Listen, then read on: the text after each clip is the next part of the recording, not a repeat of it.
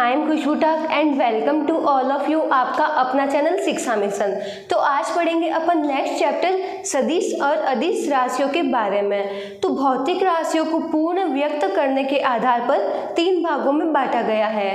पहला है अदिश राशि जिसको बोलते हैं अपन स्केलर क्वांटिटी, दूसरा है सदिश राशि जिसको बोलते हैं वेक्टर क्वांटिटी और तीसरा है प्रदिश राशि जिसको बोलते हैं टेंसर क्वांटिटी। तो अपन तीनों के बारे में देखते हैं। फर्स्ट है अदिश राशि स्केलर क्वांटिटी। तो अदिश राशि को अपन ब्रेक करते हैं तो अपन को मिलता है अ प्लस दिश। तो ऐसे भौतिक राशियां जिनको व्यक्त करने के लिए परिमाण व मात्रक की आवश्यकता होती है, दिशा की आवश्यकता नहीं होती है, तो वह कहलाती है अदिश राशियां। फिर आता है सदिश राशियां। तो सदिश को अपन जब ब्रेक करते हैं तो अपन को मिलता है स प्लस दिश। तो ऐसी भौतिक राशियां जिनको परिमाण व मात्रक के साथ साथ में दिशा की भी आवश्यकता होती है, वे कहलाती है सदिश भौतिक राशियां। आती है प्रदिश राशियां। तो ऐसी राशियां जिनके अलग अलग दिशाओं में परिमाण अलग अलग होते हैं, या फिर ऐसा बोल सकते हैं अपन जिनकी एक से अधिक दिशा होती है, तो वह कहलाती है प्रदिश राशियां। तो सबसे पहले अपन देखते हैं अदिश राशि के बारे में। तो अदिश राशियों के बारे में देखते हैं। वे भौतिक राशियां जिनको पूर्णतः व्यक्त करने के लिए सिर्फ परिमाण व मात्रक की आवश्यकता होती है। परिमाण होती है संख्या और संख्या के साथ में आता है मात्रक। इनके लिए दिशा की आवश्यकता नहीं होती। फॉर एग्जाम्पल अपन लेते हैं द्रव्यमान। तो द्रव्यमान अपन मेजर करते हैं 5 kg, 10 kg, 15 kg। तो इसके लिए अपन को एक दिशा की आवश्यकता नहीं होती है, सिर्फ अपन को चाहिए होता है मैग्नीट्यूड और उसके साथ में यूनिट। तो ऐसी भौतिक राशियां जिसको व्यक्त करने के लिए परिमाण व मात्रक की आवश्यकता होती है, दिशा की आवश्यकता नहीं होती है, वे कहलाती है अदिश भौतिक राशि। और इनके लिए जोड़ बाकी गुणा भाग के लिए सामान्य गुणधर्म लागू होते हैं। तो फिर देखते हैं अपन सदिश भौतिक राशि के बारे में।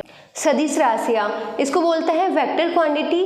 वे भौतिक राशियां जिनको पूर्णतः व्यक्त करने के लिए परिमाण व मात्रक के साथ साथ में दिशा की भी आवश्यकता होती है, सदिश भौतिक राशि कहलाती है। फॉर एग्जाम्पल फर्स्ट है अपना बल। तो अपन जब बल लगाते हैं तो किसी निश्चित दिशा में बल लगाते हैं, तब उसका आगे विस्थापन होता है। तो यहाँ पे अपन को परिमाण व मात्रक के साथ साथ में एक दिशा की भी आवश्यकता होती है, तो वह कहलाती है सदिश राशि। बल है, वेग है, त्वरण है, इनमें दिशा की भी आवश्यकता होती है, ये कहलाती है सदिश भौतिक राशियाँ। अब सदिश भौतिक राशियों को भी 2 भागों में बांटा गया है। फर्स्ट है अक्षीय सदिश राशि और दूसरा है ध्रुवीय सदिश राशि। फिर आता है सदिश को 2 भागों में बांटा गया है। फर्स्ट होता है अक्षीय सदिश, इसको बोलते हैं एक्सियल वेक्टर क्वांटिटी, और दूसरा होता है ध्रुवीय सदिश, इसको बोलते हैं पोलर वेक्टर क्वांटिटी। तो फर्स्ट देखते हैं अपन अक्षीय सदिश। वे भौतिक राशियां जो किसी अक्ष के सापेक्ष घूर्णन से संबंधित हो, वे कहलाती है अक्षीय सदिश राशियां। इसमें आता है कोणीय वेग और कोणीय त्वरण। फिर आता है ध्रुवीय सदिश। तो वे भौतिक राशियां जो एक निश्चित रेखा या सरल गति से संबंधित हो, तो वे कहलाती है ध्रुवीय सदिश। वे राशियां जो रेखीय गति से संबंधित हो, ध्रुवीय सदिश कहलाते हैं। इसमें आता है बल और वेग। फिर देखते हैं अपन प्रदिश राशियों के बारे में। तो इसको नोट डाउन कर लो।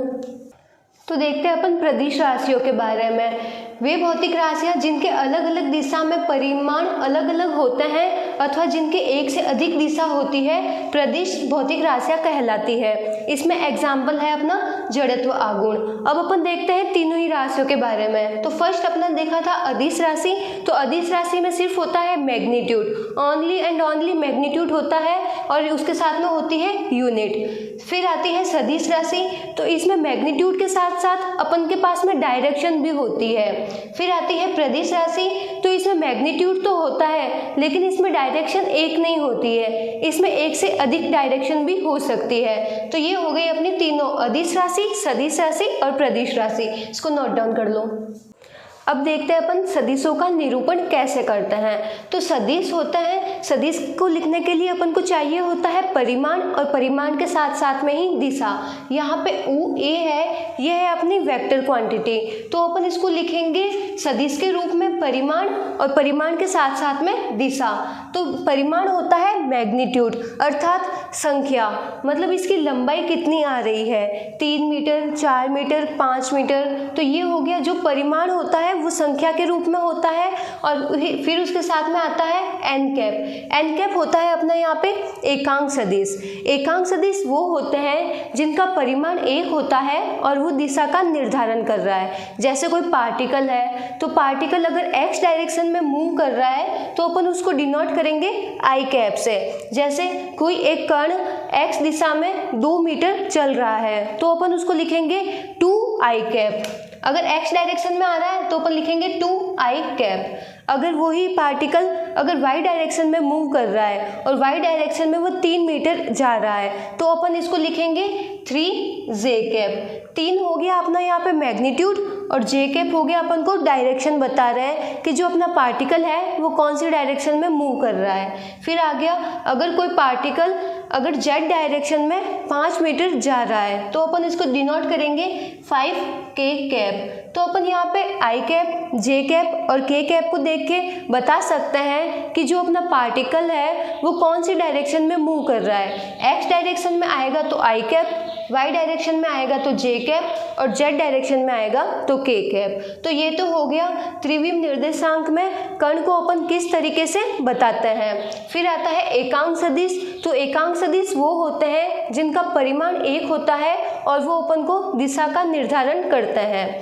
फिर आता है एकांक सदिश को किस प्रकार से अपन लिखते हैं। तो इसको लिखते हैं अपन R cap is equal to R vector upon magnitude of R. R vector हो गया अपना स्थिति सदिश और मैग्नीट्यूड ऑफ आर हो गया स्थिति सदिश का परिमाण।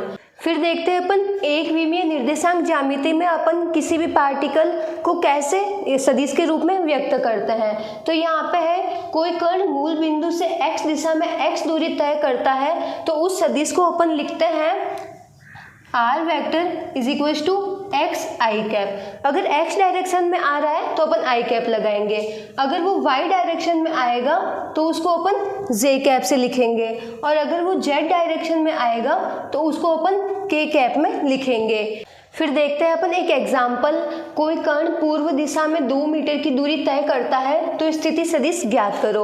अब अपन देखते हैं कि ये पार्टिकल है तो ये पूर्व दिशा में 2 मीटर की दूरी तय कर रहा है। तो पूर्व दिशा में इसके कोऑर्डिनेशन हो गया x। पूर्व दिशा में ये 2 मीटर की दूरी तय कर रहा है, मतलब ये x डायरेक्शन में जा रहा है तो अपन इसको लिखेंगे R vector is equal to 2 I cap. I cap अपन को बता रहा है कि जो अपना पार्टिकल है x डायरेक्शन में मूव कर रहा है। फिर आ रहा है नेक्स्ट क्वेश्चन। कोई कण दक्षिण दिशा में 3 मीटर की दूरी तय करता है तो अपन देखते हैं कोऑर्डिनेट में दक्षिण दिशा होती है नीचे की साइड में, तो नीचे के साइड में अपन लिखते हैं -y वाले निर्देशांक। तो यहाँ पे अपन देखते हैं पार्टिकल 3 मीटर की दूरी तय कर रहा है।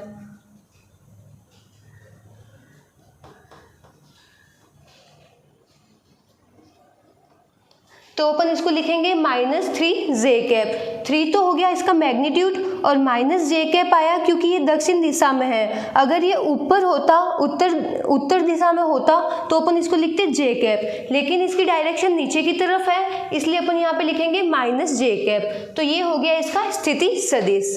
फिर देखते हैं अपन द्विविम निर्देशांक ज्यामिति। इसमें जो पार्टिकल होता है 2 डायरेक्शन में साथ में मूव करता है। ये डायरेक्शन भी कोई भी हो सकती है, एक्स वाई भी हो सकती है, एक्स जेड भी हो सकती है और वाई जेड भी हो सकती है। यहाँ पे अपन देखते हैं कि एक पार्टिकल है वो मूल बिंदु से r दूरी पर है तो वो x डायरेक्शन में भी मूव कर रहा है और साथ में y डायरेक्शन में भी मूव कर रहा है। तो अपन इसको स्थिति सदिश के रूप में लिखेंगे r vector is equal to x i cap plus y j cap. इसका जब अपन परिणाम निकालते हैं तो अपन आई कैप और जे कैप के साथ में जो कोऑर्डिनेट होते हैं उनका स्क्वायर कर लेते हैं। तो यहाँ पे आएगा root of X square plus Y square. ये हो गया स्थिति सदिश का परिमाण, मैग्नीट्यूड। अब एक एग्जाम्पल देखते हैं अपन, R vector is equal to 3i plus 4j। तो स्थिति सदिश का परिमाण ज्ञात करो।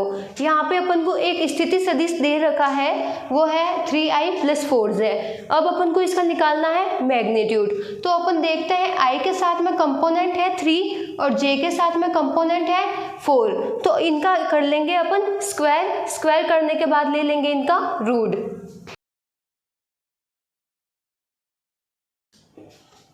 तो अपन को इसका मैग्नीट्यूड मिलता है 5। अपन ने i के साथ में कंपोनेंट है 3, इसका किया स्क्वायर, j के साथ में कंपोनेंट है 4, इसका किया स्क्वायर। इनको जब आपस में ऐड करेंगे और वापस इसका स्क्वायर रूट लेंगे तो अपन के पास में 5 आंसर आ जाएंगे।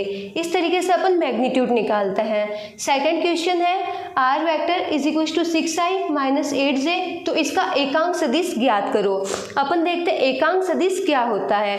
एकांक सदिश को अपन निरूपित करते हैं R vector upon magnitude of R. तो इसको एकांक सदिश के रूप में लिखते हैं अपन R cap is equal to R vector upon magnitude of R.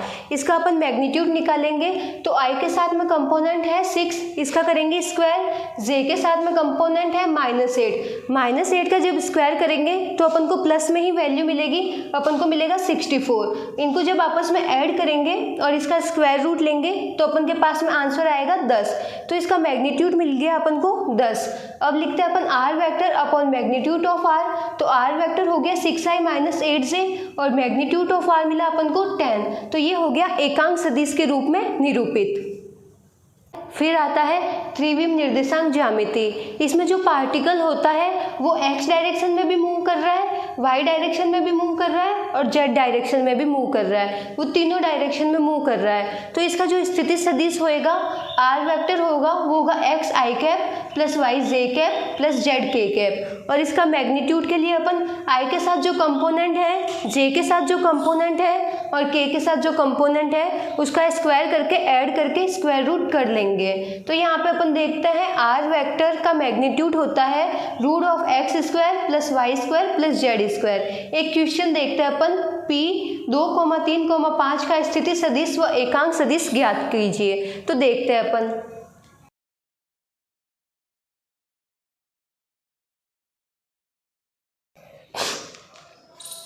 तो ये हो गया स्थिति सदिश एकांक सदिश का निरूपण। सबसे पहले अपन लिखते हैं आर वेक्टर। तो अपन के पास में पार्टिकल के निर्देशांक मिल रखे हैं 2,3,5, मतलब वो एक्स डायरेक्शन में मूव कर रहा है 2, वाई डायरेक्शन में मूव कर रहा है 3 और जेड डायरेक्शन में मूव कर रहा है 5। तो अपन इसको लिखेंगे 2i cap plus 3j cap plus 5k cap. अब निकालेंगे इसका मैग्नीट्यूड। तो 2 का स्क्वायर प्लस 3 का स्क्वायर प्लस 5 का स्क्वायर और फिर जब इसका रूट लेंगे तो अपन के पास में आंसर आएगा रूट 38। अब अपन लिखेंगे इसको एकांक सदिश के रूप में। तो एकांक सदिश के रूप में लिखते हैं अपन R vector upon magnitude of R. R vector मिलता है अपन को 2i plus 3j plus 5k और मैग्नीट्यूड ऑफ आर मिल रहा है अपन को रूट 38। तो इस तरीके से अपन एकांक सदिश के रूप में निरूपित करते हैं। तो अपन देखते हैं एकविमीय, द्विविमीय और त्रिविमीय निर्देशांक ज्यामिति में कोई भी पार्टिकल होता है उसको सदिश के रूप में किस प्रकार से निरूपित करते हैं।